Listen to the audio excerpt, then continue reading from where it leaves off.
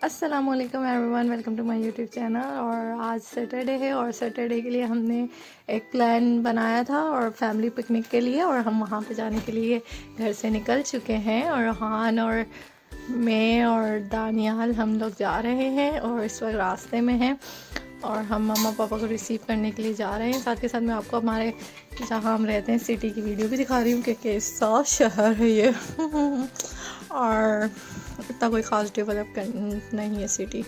और यहाँ पे हमने रिसीव कर लिया है और रोहान बहुत हैप्पी था सबको देख के। और एक्चुअली मैं रोहान की वजह से ही जा रही थी क्योंकि रोहान वहाँ जाके बहुत इन्जॉय करता है। वो तो आप आगे देख ही लेंगे कि किस तरह का ये इन्जॉय करता है। और सब्र तो मुझे लग रहा है आप लोगों से भी नहीं हो रहा, पर वीडियो को फुल एंड कंप्लीट देखना है, कट करके नहीं देखना है। और चैनल को लाइक एंड सब्सक्राइब ज़रूर करना है, ओके ना? ओके। और इसके बाद ये जो हम जिस सिटी जा रहे हैं उसका जो रास्ता है वो हाईवे जो है वो ऊपर की तरफ है, पहाड़ के ऊपर से उसका रास्ता है। तो वहाँ से जब हम जाते हैं तो पूरा सिटी नीचे का दिखता है ठीक। और ये बहुत खूबसूरत माशाल्लाह से व्यू लगता है। पहाड़ होते हैं, समंदर, और एक साइड पे पूरा का पूरा सिटी दिख रहा होता है। माशाल्लाह माशाल्लाह बहुत प्यारा व्यू आता है वहाँ से। ओके जी, ये रास्ते में एक छोटा सा शहर आता है और ये साइडों में शॉप्स बनी हुई है, कैफ़े बना हुआ है और यहाँ पे लोग उतरते हैं कुछ खाने पीने के लिए और कुछ सामान अगर किसी को लेना है। हमें भी कुछ लेना था तो हम यहाँ पे गाड़ी पार्क की दानियाल ने, और मैं अपना टाइम पास कर रही थी चिल्ली मिली खा के। और क्या मज़े की चिल्ली मिली होती है, पर इसका साइज़ बहुत बहुत छोटा हो चुका है। बहुत शर्म ही नहीं आई लोगों को इतना साइज़ छोटा करके, मुंह में जाके दांतों में चिपक जाती है, गले तक तो जाता ही नहीं है इसका जायका। और उसके बाद फिर हम दोबारा, हमारा सफ़र शुरू हो चुका था। कम से कम 1.5-2 घंटे का ये सफ़र है आई थिंक, इतना अंदाज़ा नहीं लगाया हमने। और तकरीबन आप देख लें किस तरह का ये यहाँ पे घर होते हैं और ये झाड़ियाँ देख लें कितना, मतलब आप हमारा पिकनिक पॉइंट देखें तो सही, आपको कितना मज़ा आएगा ना। जहाँ हम जा रहे हैं ना, आपकी आंखें चार चांद हो जाएगी। और फाइनली हम वहाँ पहुँच चुके हैं। Oh, tears. Oh, okay. तो जी here we are in our picnic point, और ये आप देख सकते हैं किस किस्म का पिकनिक पॉइंट है। और यहाँ पे हम लोग एक्चुअली मटन लेने के लिए आते हैं और यहाँ पे अपने हाथों से मतलब एक सेटिस्फेक्शन होती है कि हाँ हमें हलाल गोश्त मिल रहा है, और इसलिए हम यहाँ पर आते हैं। तो एक तरीके से हमारा तो पिकनिक पॉइंट भी हो जाता है। और रोहान के लिए तो बस समझ लें बहुत ही ज़्यादा इंजॉयमेंट का लम्हा होता है ना। घर में रहने वाले बच्चे जब इस तरीके की आज़ादी इनको मिलती है तो ये बिल्कुल पागल ही हो जाते हैं, और वाकई ये पागल हो गया था। खैर बहुत ज़्यादा मज़ा आया। उसके बाद इंजॉय ये रोहान तो कर ही रहा था और इसको देख के मैं बहुत ज़्यादा इंजॉय कर रही थी। और मैं इसका एक अदद बेलचा और बाल्टी भी लाई थी, मुझे पता था ये मट्टी के साथ ऐसे ही काम करेगा। और ये मट्टी भर भर के उछाल रहा था जो इसके ऊपर भी गिर रही थी, और इधर उधर इसने सबको ये भर दिया था। जानवरों के ऊपर भी ये मट्टियाँ डाल रहा था, पता नहीं उन्हें भी नहला रहा था, उन्हें भी अपने साथ ऐसे ही खिला रहा था ना। और यहाँ पे बहुत अच्छे तरीके से काम होता है सफाई के साथ ना, हर चीज़ आगे मैं आपको बात दिखाऊंगी।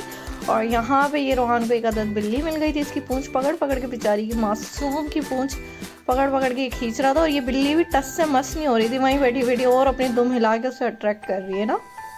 तो रोहान भी यहाँ पे छोटे छोटे चमचों से मट्टी भर के बेचारे जानवरों के ऊपर डाल रहा था। मैंने कहा इसने पंजा मारा ना, इसको याद आ जाएगी नानी। इस तरह उनको छेड़ता है जैसे पता नहीं वो इंसान है ना, इस तरीके से उनसे खेलता है। और यहाँ पे ये रोहान की आंखों में मिट्टी जा चुकी है।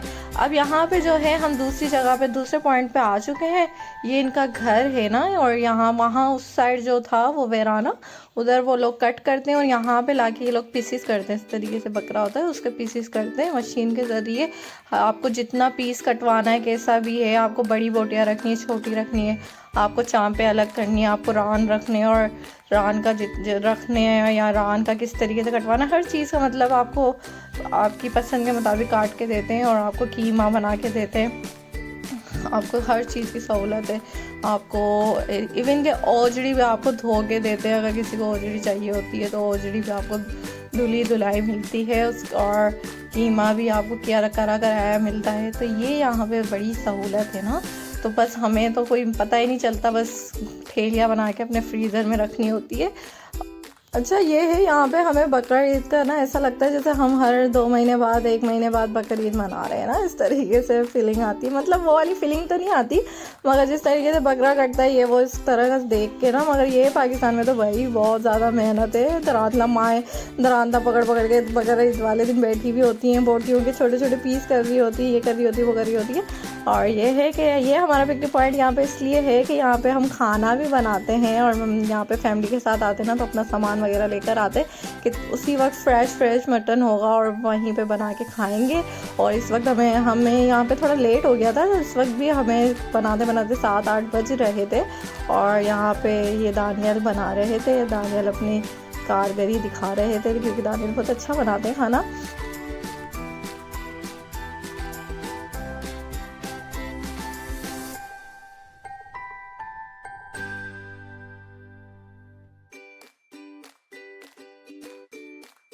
अच्छा तो ये कढ़ाई जो है ना, ये हमारी प्रोसेस में चल रही थी, और इसमें मसाले वगैरह हम क्रश करके ऐड कर रहे थे।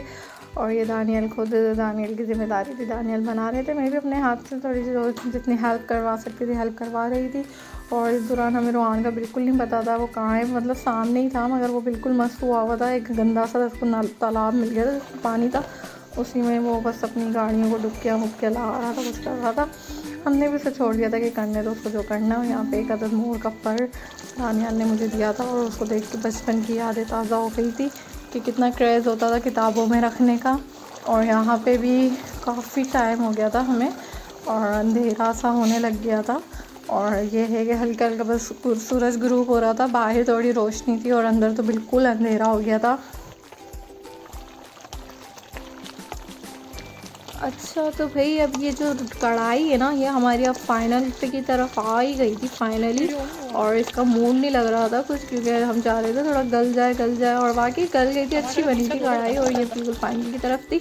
और फिर बस ये हम यहाँ पे हम ब्रेड लेकर आए थे, क्योंकि यहाँ नान भाई वाला तो हिसाब है ही नहीं कि भाई चार छोटे 2 नान लिया, 2 रोटी लिया, ये वो इस तरीके से। तो ब्रेड के साथ हमने इसको एंजॉय किया था। और बिल्कुल इतनी तेज़ भूख लगी हुई थी कि उस वक्त बिल्कुल होश नहीं था कि खाते हुए भी थोड़ा सा एक्सप्रेशंस दे दे। तो यहाँ पे हम वापस आ रहे थे वहाँ से, और ये वही सिटी है जहाँ दोपहर में हम रुके थे। और अभी यहाँ से कुछ सामान लेना था तो वो लिया था। और उसके बाद हमें घर पहुँचते 10 साढ़े 10 तो मतलब यहीं हो गए थे। और जब हम फाइनली अपने घर पहुँचे तो हमें देखें 11 बज गए थे कि हम अपनी बिल्डिंग में एंट्रेंस है ही हमारी बिल्डिंग की, और यहाँ पे हम इंटर हो रहे हैं। और ये है कि यहीं पे अपने ब्लॉग को एंड करते हैं। और अगर आपको ब्लॉग पसंद आया हो तो प्लीज़ लाइक कमेंट शेयर कीजिएगा और बताइएगा आपको कैसा लगा। और थैंक यू सो मच।